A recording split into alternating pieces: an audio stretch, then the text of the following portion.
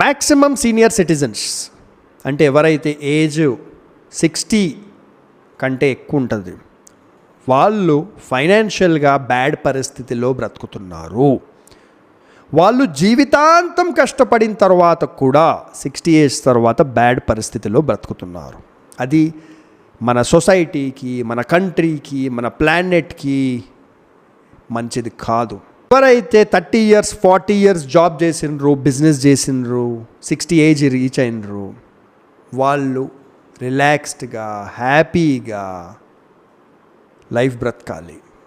కానీ మన ఇండియన్ సొసైటీలో ఏమవుతుందంటే ఫాదర్ కావచ్చు, మదర్ కావచ్చు, జీవితాంతం కష్టపడతారు. రిటైర్మెంట్ స్టేజ్కి వచ్చిన తర్వాత ఒక రిటైర్మెంట్ అమౌంట్ వచ్చిందనుకోండి, 20 లక్షలు, 50 లక్షలు, కోటి రూపాయలు, వాట్ ఎవర్, వాళ్ళు ఏ స్టేజ్లో రిటైర్ అవుతున్నారు ఆ రిటైర్మెంట్ అమౌంట్ తీసుకొని పిల్లల చదువు పైన ఖర్చు పెట్టేస్తారు.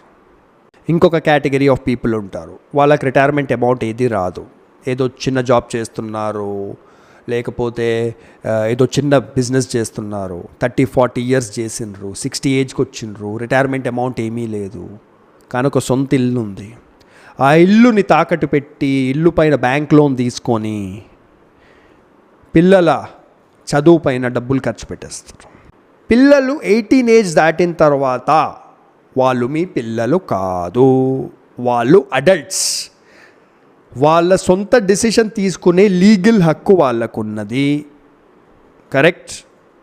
ఉన్నప్పుడు వాళ్ళు మీ పైన యాక్చువల్గా డిపెండ్ కావద్దు.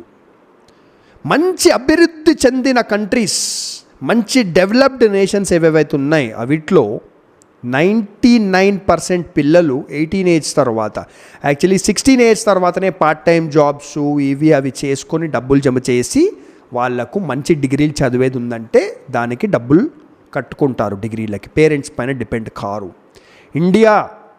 ఇండియన్ సొసైటీలోనే ఈ రోగం ఉన్నది. పేరెంట్స్ పైన డిపెండ్ అయ్యి పేరెంట్స్తో లక్షల రూపాయలు, 5 లక్షలు, 10 లక్షలు, 50 లక్షలు